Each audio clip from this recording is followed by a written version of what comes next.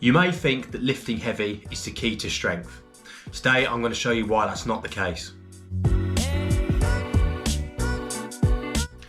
So lifting heavy all the time just isn't feasible.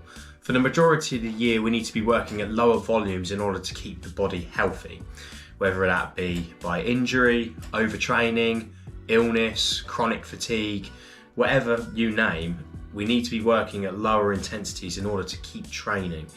The body just can't handle that much stress at once for a long period of time. So we need to give the body a break. But there's another benefit to this. The other benefit as well to volume training and working at lower intensities and higher reps and higher sets and higher tonnage is that it actually does more metabolic damage to your muscles, which is a good thing. See, strength isn't always just about lifting heavier and just giving it more brawn. You need backing behind it, and muscles is what moves weight. Bones do not move weight. That's probably one of my favourite quotes from, I think, Dave Tate, is that you need muscle in order to be stronger. More muscle equals more force. Therefore, more force equals more weight lifted. It's a simple method, but take powerlifting, for example, or anyone in a weight class. The person who's at the lower end of the weight class would have a much harder time producing more force than somebody who's at the upper end of the weight class and has maximised their strength potential. Periodization is where the brains come in. So it's not always about just muscle and brawn and just absolutely just muscling the weight up. It comes down to being smarter as well, planning ahead in your training. You know, there's nothing worse than having a road that leads to nowhere, right? Having a plan in place of how you're going to progress and laying it out in front of you from 1 month to up to a year. Lay your training out, lay everything in a correct order where it's like, right, have goals in place. Plan everything. You can never plan enough, right? Whatever program you make sure that there's a protocol in order to progress, whether that be linearly, or whether you increase a set at each time, or you merge the sets over time and increase weight that way, more volume-based targets, whatever that is, but just plan ahead. It takes more brains to get stronger than it does muscle, believe me. Not only that, but there's so many programs out there and systems that provide this for you. So as you get to your intermediate stage, you need to kind of think about better ways to get stronger. It's not always just about throwing 2.5 more kilos on and just putting the weight on and just squatting it and just getting it done with, because the body isn't as susceptible to change as you are when you were a novice, right? So systems like linear periodization, which will start you from 8 to 12 weeks and you'll be higher volume, low intensity, and as the weeks go on, the intensity rises and the volume drops. It's a simple method, but it works. And it's a bit smarter and it's planned out. You've planned ahead. This is what you're going to be doing each week at this intensity, these sets and reps.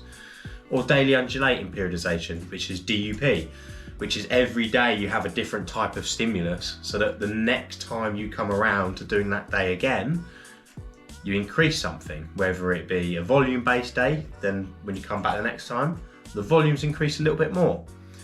Or you got concurrent/conjugate, where you have like a bi-weekly kind of split. So you'll do one kind of method for the first 2 days, and then you'll do the next 2 days different. So the conjugate method was max effort upper and lower, and then dynamic effort upper and lower on the latter end of the week. And it was planned out how they progressed. They'd switch the lifts out each week, and you get a new PR in your max effort method, and you come back 6 weeks time and you try it again and you get a new PR.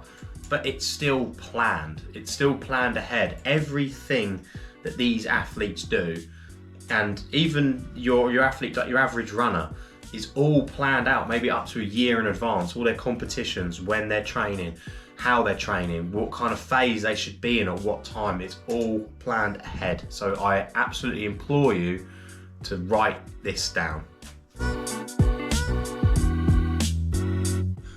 But also, don't forget that practice makes absolute perfect. If you look at any of the Eastern Europeans or even the Chinese weightlifting teams, technique is one of the utmost important things to these training regimes. It's technique, it's practice. I believe in the Chinese team, Olympic weightlifting team, you start at, 7. You start at 6, 7 years old, and you'll just start with a bar. And if you can't master the bar, you won't get any further. It's not about the weight to them, it's about the technique, it's the execution, it's how it's performed. And that's what a lot of people in, I don't want to say the West, but in like the UK and America, Canada and these kind of countries have massively forgotten, is that technique has just gone out the fucking window. And technique is, I've got to say, in my personal opinion, is the biggest factor to why I got the bench press that I've got today, and why people like Owen Hubbard have a bench press that's a world record setting in the 83 kilo category. The guy's benching like 220 kilos at 83 kilos body weight. That's not muscle at that point. That is technique. That is utter technique. And I absolutely, I tell you guys, like, listen, it's time under the bar. Just practice, keep going, just get better at it every session. You can lift heavy weights and lift them like shit, but you're building your fortress on like a pile of sand. You need to make things strong. You can't. What was it that it was Athlean X. He used to always say that you can't fire a cannon off of a canoe, right? So you need a strong base. You need a really good strong base to push off. Your muscles and your strength and your brains are for nothing if you can't execute the lift properly. And you're never good enough at your technique, and don't ever believe that you've got the best technique ever and that it's fine. I still to this day have to look at my technique and have to analyse what I'm doing in order to get better, because you can always have room for improvement. But as a final point, getting your technique nailed down will bring you more strength gains than anything else I've probably talked about today.